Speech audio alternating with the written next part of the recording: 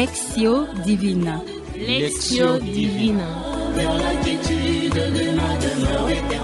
Lectio Divina, une émission pour méditer, prier et vivre la parole de Dieu au quotidien. Lectio Divina. Lectio Divina. Le souffle trira, la fleur se fanera, mais la parole dit que jamais ne passera. Chers auditeurs de Lectio Divina en famille, recevez nos salutations chrétiennes. Bonjour ou bonsoir selon les médias par lesquels vous nous recevez.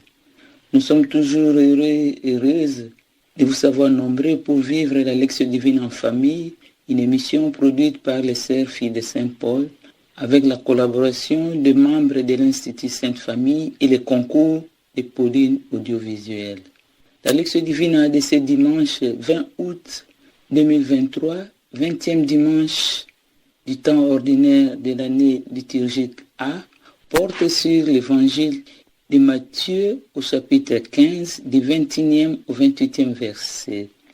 Nous avons dans ce studio quelques membres de l'Institut Sainte Famille, à savoir Madame Nyanda Guylaine de l'Institut Sainte Famille.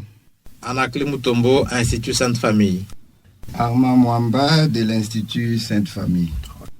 Franck Boumyungu de l'Institut Sainte Famille. Jean-Paul Ngo de l'Institut Sainte Famille. Papa Guillaume Kabongo de l'Institut Sainte Famille. Au micro, Marie-Madeleine Evoloko, coopératrice paulinienne. Prions. Seigneur Jésus, nous voici devant toi en ce moment pour vivre cette lecture divine en famille. Accorde-nous une foi active, fais que notre foi en toi grandisse, soit plus claire et persévérante. Nous t'avons ainsi prié par le Christ notre Seigneur. Amen.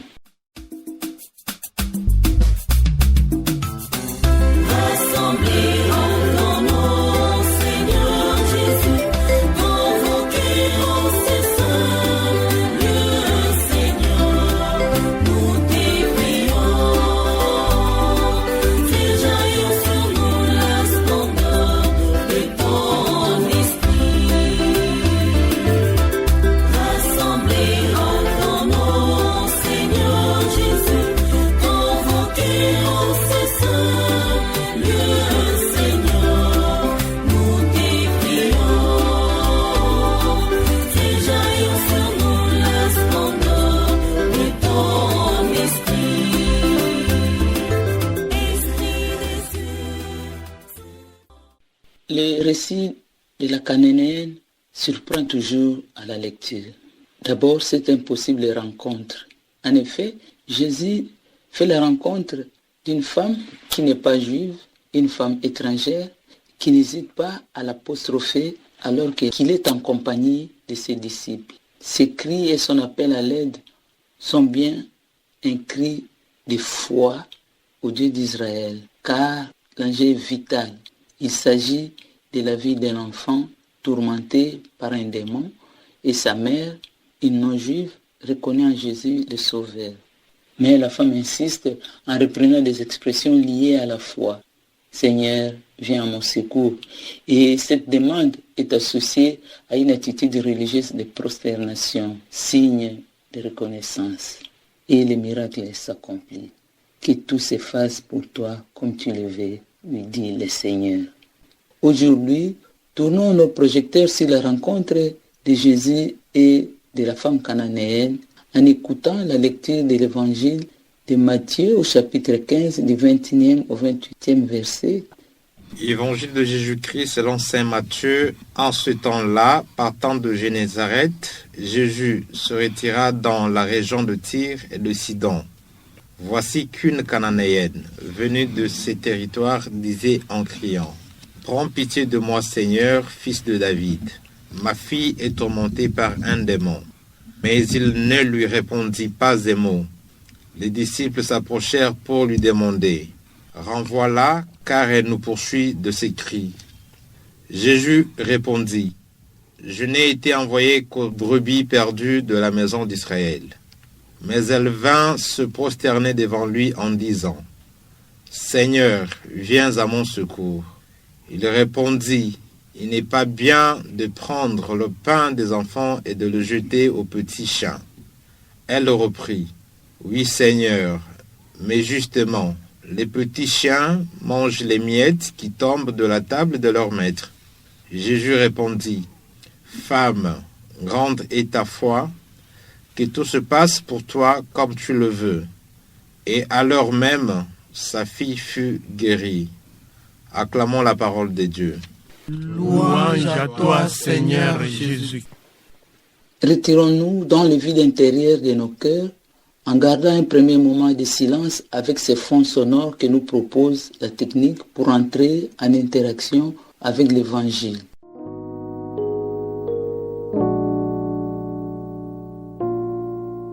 Ta parole est présence, lumière et vérité, un bouquet de silence qui fleurit dans la paix. Ta parole est présence, un souffle presque rien, la fleur offerte en pleine absence, la porte ouverte d'un jardin. À présent, à tour de rôle, avec recueillement, chacun de nous va lire les passages qu'il a marqués sans les commenter. Le passage qui m'a plus intéressé, c'est au 27e verset. « Bien sûr, Seigneur, mais les petits chiens mangent les miettes qui tombent de la table des maîtres. » Le passage qui me frappe dans cet évangile dit ceci. « Oui, Seigneur, mais justement, les petits chiens mangent les miettes qui tombent de la table de leur maître. » À la lumière de la lecture de cet évangile, la phrase qui m'a frappé est celle-ci. « Voici qu'une Cananéenne venue de ce territoire disait en criant, « Prends pitié de moi, Seigneur, fils de David. » Mais la partie qui m'a intéressé, c'est Jésus répondit, « Femme, grande est ta foi, que tout se passe pour toi comme tu le veux. » La phrase qui m'a le plus touché, c'est « Femme, grande est ta foi ». Le verset qui m'a plus interpellé, c'est le verset 22 qui dit ceci. « Voici qu'une Cananéenne venue de ce territoire disait en criant, « Prends pitié de moi, Seigneur, fils de David, ma fille est tourmentée par un démon. » Cet échange nous amène au cœur de notre Lectio Divina, la méditation. Étape où la parole entendue et méditée devient ici une occasion pour nous de faire une rencontre singulière avec le Seigneur, à l'instar de la femme cananéenne.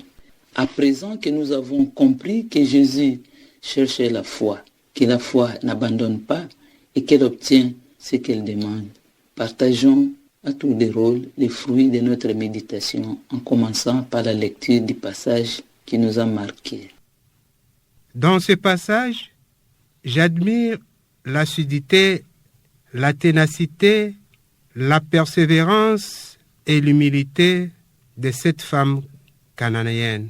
Dans ma famille, je m'engage à être tenace dans ce que j'entreprends, à ne pas me décourager quand je rencontre des difficultés ou des embûches sur mon parcours. Et dans ma façon d'être, de cultiver l'humilité dans le service. Amen. Ici, je me dis, pourquoi dois-je tout ramasser avec moi et pour moi seul, sans laisser quelque chose tomber pour les autres êtres, les autres créatures, qui pourtant sont aussi mes semblables, ma nourriture, mon habitation, mes vêtements, mon salaire et tout. Pourquoi moi, je ne veux pas laisser quelque chose tomber pour ceux qui en ont aussi besoin? J'ai toujours pensé que lorsqu'on a un être cher à qui vous aspirez à vous confier vos peines, vos souffrances, vos besoins, Vous n'avez qu'un seul maître qui peut résoudre ça et qui, en fonction de votre foi, qui n'est que Jésus, maître, voie et vérité et vie. C'est pour cela, devant des difficultés, des peines et souffrances, nous ne pouvons pas croiser le bras, mais avoir foi que tout ce qui m'arrive finiront toujours être résolus à travers ma foi, en me confiant auprès du Seigneur. Et c'est ainsi que lorsque je traverse les moments difficiles, que ce soit dans ma famille, mes enfants, il peut être, par exemple, une difficulté de résoudre un problème social ou scolaire ou familial, compte tenu des moyens qui sont démunis, je dois mesurer à la grandeur de ma foi en croyant que tout ce qui arrive que pour moi, je n'ai qu'une seule source, ce n'est que le Seigneur notre Dieu.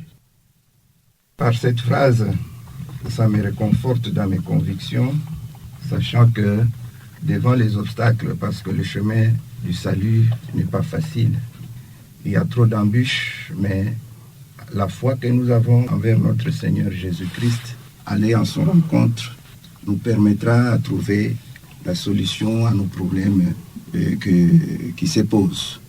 C'est le courage pour aller toujours vers Jésus-Christ, qui est notre Seigneur Jésus-Christ, qu'il faut à chaque chrétien avoir pour devoir obtenir le salut que nous recherchons.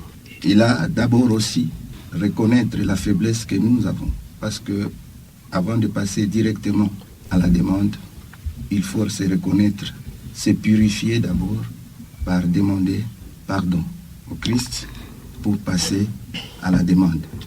Et en cela, quand on se purifie, la solution vous arrive et Jésus vous donne la solution. De ce passage, j'apprends que rien n'est possible tant qu'on n'a pas une foi vive. L'exemple de la femme cananéenne m'inspire à continuer toujours et partout à cultiver cette foi dans les moments à la fois difficiles, à la fois douloureux. J'apprends de cette femme à être un homme aussi de foi dans les épreuves de tous les jours. J'apprends donc de cette femme à continuer à cultiver, à allumer la flamme de la foi dans ma vie de tous les jours, dans ma famille et dans mon travail, parce que en Dieu me permet, à l'image de cette femme, de trouver réponse à tous les problèmes que je rencontre. Ces passages m'invitent à chercher le Seigneur dans ma famille, dans mon travail, dans tous mes problèmes. Mais le Seigneur que je dois chercher, je dois d'abord me faire un examen de conscience. Est-ce que je suis disposé à chercher le Seigneur? Mon cœur est comment? Est-ce que je participe au sacrement de confession? Parce que je dois d'abord être en état digne pour que le Seigneur écoute mon cri, écoute mon problème. Ces passages vraiment m'invitent à passer de temps en temps, à participer au sacrement de confession pour être écouté par le Seigneur. Cet échange nous conduit à l'oratio, troisième étape de notre Lectio Divina. Étape où la parole méditée devient prière. À présent, en toute humilité, adressons nos prières au Seigneur. Faisons-les à tour de rôle en commençant par la lecture du passage qui nous a marqués.